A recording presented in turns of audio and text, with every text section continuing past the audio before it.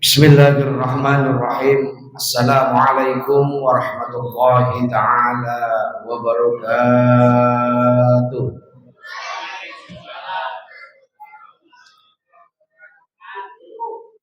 Hamdan wa syukralillah, salatan wa salaman ala Rasulillah Muhammad ibn Abdullah wa ala alihi wa sahbihi wa mawalah.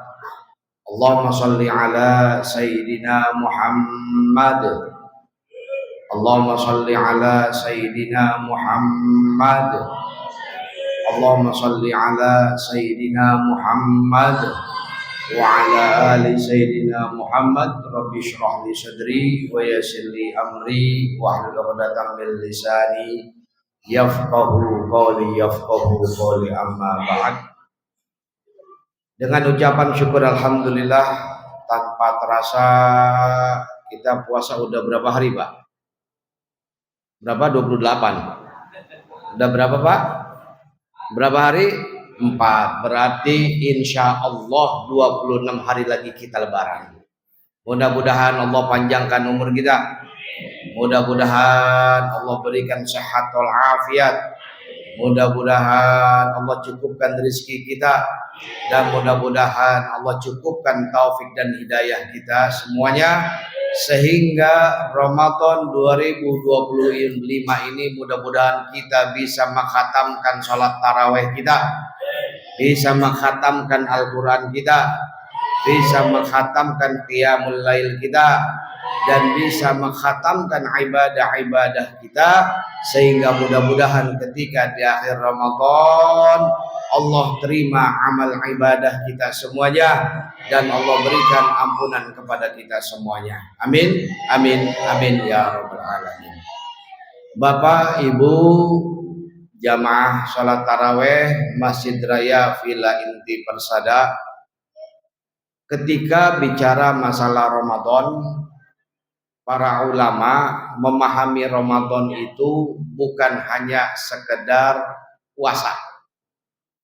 Akan tetapi Ramadan, kata Ihya Ulumuddin, yang harus ditanamkan dalam pemahaman kita adalah ampunan Allah, ampunan Allah, ampunan Allah. Kenapa? Karena ketika Ramadan ini begitu mudahnya Allah memberikan ampunan kepada manusia yang menginginkan ampunannya Allah. Maka kata Imam Al-Ghazali, ketika memahami dan golnya kita adalah ampunan dari Allah, maka jangan heran yang harus kita lalui jalur kita, yaitu jalur Ramadan. Sehingga kata Imam Al-Ghazali, ketika kita yakin yang kita kejar adalah ampunan dari Allah Subhanahu wa taala, maka prosesnya itu pasti kita bisa nikmati. Pasti kita bisa nikmati. Kenapa? Karena Ramadan itu dari kata asalnya infinitifnya adalah Ramadan. Ramadan itu terjal, keras. Artinya apa? Artinya ketika kita menginginkan ampunan dari Allah, pasti akan melewati yang namanya jalan yang keras, jalan yang terjal.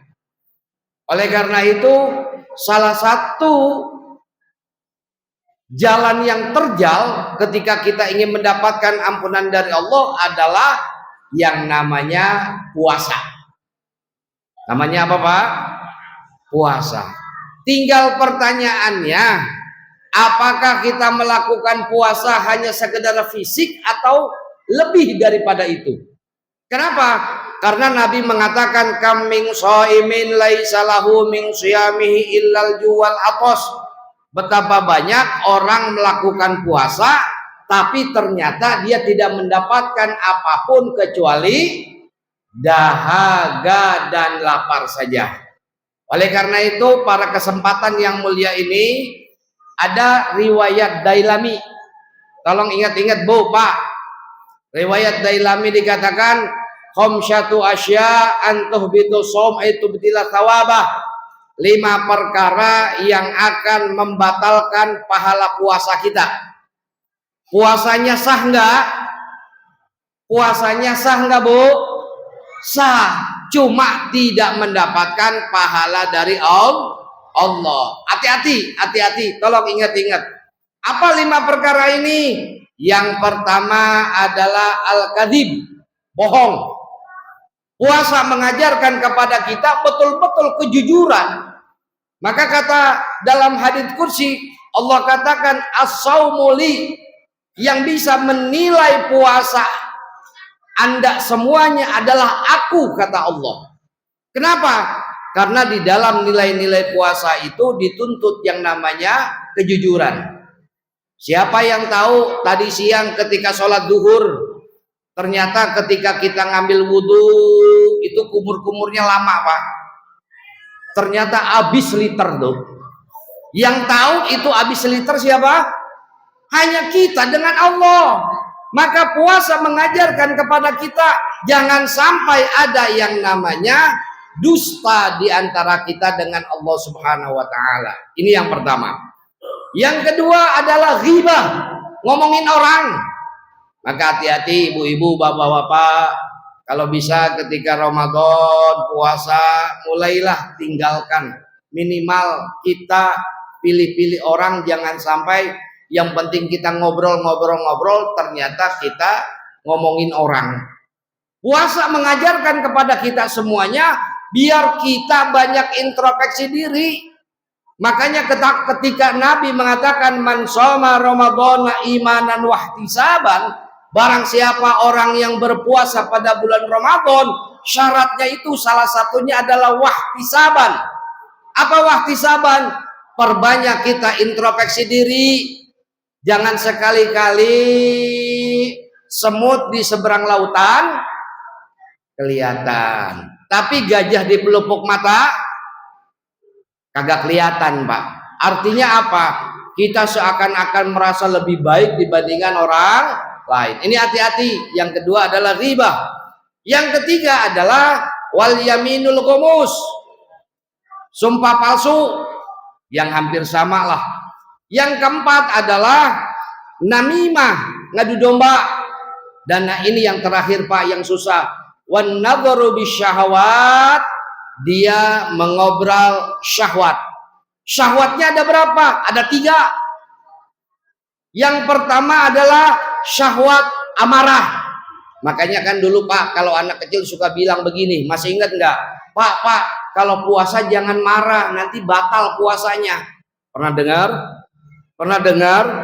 Bahwa ternyata dalam riwayat Dailami betul bahwa orang yang begitu gampangnya meluapkan emosional, dikhawatirkan puasanya sah, pahalanya yang hilang. Makanya pesan saya, Pak, Bu, kalau kesal sama istri, tunggu bedug maghrib. Ya, Pak ya. Bu, kalau kesal sama suami, bulan Ramadan, kuncinya apa? Tunggu bedug maghrib. Kalau udah bedug maghrib, piring pada terbang, itu mah mangga aja. Ini hati-hati. Yang kedua adalah syahwatul batni, syahwat perut. Maka hati-hati, Pak. Ternyata kita nilai konsumtif kita lebih tinggi di dalam bulan Ramadan dibandingkan di luar bulan Ramadan. Betul nggak, Pak? Betul kagak? Paling gampang begini, Pak. Kalau di luar bulan Ramadan ada nggak gorengan? Nggak ada. Yang kedua, ada nggak timun suri? Nggak ada. Ada nggak sirup? Jarang. Apalagi kolak? Apalagi? Itu adalah poin-poin ternyata kita lebih konsumtif. Maka ulama di dalam kitab Durratun Nasihin, Imam Al-Khawbawi memberikan batasan. Ini hati-hati. Kalau misalkan kita buka puasa di malam Senin, kemudian ternyata menu buka puasanya ada 10, Pak. Hati-hati, kata Imam Al-Khawbawi mengatakan, andaikan 10 menu buka puasa pada malam Senin, maksimal sampai malam Selasa, 10 itu tidak habis, maka hakikatnya puasa kita pada hari Minggu hilang. Jadi artinya diberikan kesempatan sampai 2 kali berbuka puasa. Maka hati-hati Pak. Dan yang terakhir adalah syahwat seks. Kenapa syahwat seks? Karena jangan sampai ternyata ketika puasa itu pikiran kita kemana-mana. Maka pesan saya, ibu-ibu, bapak-bapak yang punya anak perawan, ketika Ramadan, tolonglah bupati sama sekwildanya ditutup dulu. Tahu sekwilda?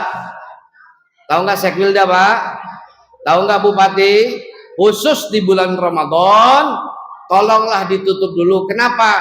Karena bagaimanapun insya Allah bapak-bapak yang suka duduk di pelataran masjid, walaupun lagi puasa, kemudian ada anak perawan lewat, roknya di atas dengkul, kira-kira nunduk apa melotot? Nunduk apa melotot? Nunduk kemana? Artinya apa? Ini sebagai manusia normal. Mari sama-sama 5 perkara ini jangan sampai kita langgar. Yang pertama adalah bohong. Yang kedua adalah ghibah. Yang ketiga adalah sumpah palsu. Yang keempat adalah ngadu domba. Dan yang kelima adalah mengumbar syahwat. Yang pertama syahwat emosi. Yang kedua adalah syahwat perut.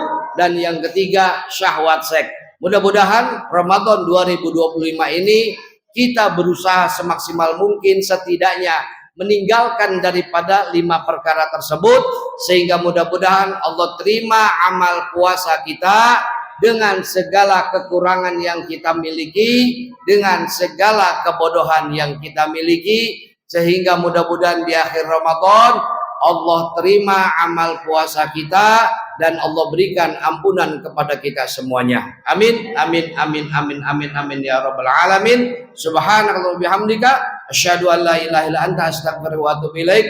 Wabil taufiq. Assalamualaikum warahmatullahi wabarakatuh.